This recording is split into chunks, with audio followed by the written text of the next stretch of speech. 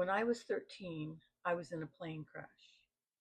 Me, my mom, my stepfather, my brother, and my cat Marmalade. We all survived.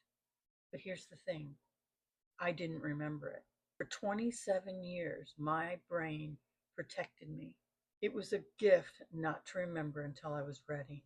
We had been coming back from St. Thomas where we had our boat. We had been with our friends, the Browns, who were in a plane behind us. And suddenly the engine started sputtering. And my stepfather was calling Mayday, and my mother was crying. At that point, I don't know what happened, but I absolutely stopped being aware. I remember feeling the wing of the plane coming up under the raft I was in. I was inside the raft. Rob and my parents were swimming with their hands into the boat. Both my parents had bloody noses, and I had my cat in my hands. From that point on, I started to become aware. I could see the cat's basket sinking out in front of me, and I could see people out on the beach that looked like angels waving to us. Above us, our friends circled, and soon the Coast Guard came and dropped shark repellent around us and then landed a helicopter in the water. We were pulled onto the helicopter. The helicopter took us to the airport where somebody drove us to the hospital so my parents could have their noses repaired because they had both cut their noses on the dash. And then we went home. The next day, my biological dad called for us, and my mom put us on a plane and sent us to him. It was just fragments of stuff that I remembered. As I said, the basket and then the people. And I remember that when my stepfather got the boat close to the helicopter, once all of the weight was off of the raft, and my mom and Robbie and the cat and I were in the helicopter, suddenly the wind of the helicopter caused the raft to blow away. So we had to get my stepfather back, and I don't know how they did that. I remembered that. And I remembered sitting outside at the hospital with my brother, and we were wrapped up in a blanket, just sitting there watching the sunset. The rest of it, the event as it happened, I didn't remember. For 27 years, I had no memory of it. I just went on with life, and it was just an event in my life. I became a nurse. I had no idea why that had happened, why I didn't remember it, and we didn't talk about that stuff back then. So I didn't really worry about it much. When I turned 40, I decided to go back to school.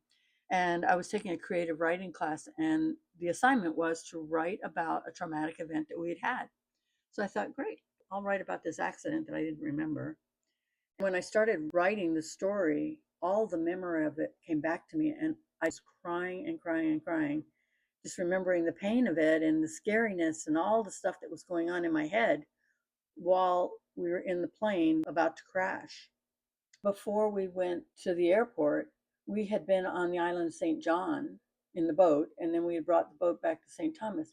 While we were in St. John, Robbie and I had been looking for peacock feathers because there used to be a lot of wild peacocks there. And we were picking up all these feathers, and this old black woman said, "You shouldn't take those. That's bad luck." I was thinking of all these things that I didn't remember about that event, and that was one of them, that we had taken all these feathers with us. And literally, until I told the story, I wouldn't let anybody give me peacock feathers. I just wouldn't have anything to do with them. The amazing thing about it, looking back, was that my brain actually knew I couldn't handle it in that moment. And so it turned off. It stored the memory until I was ready to open it up and understand it and be okay with it, where I was more equipped for it.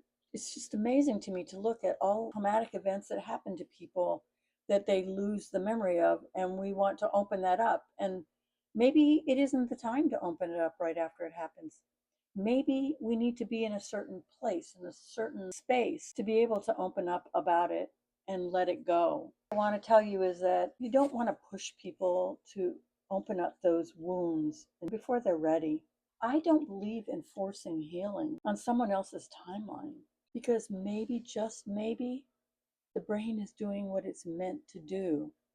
It's protecting us until we're ready to process the event. I think maybe your brain knows you'll be ready when you're ready, and that's okay. If you're carrying something around with you that you're not ready to process, that's okay. Your mind is taking care of you. Trust your timing.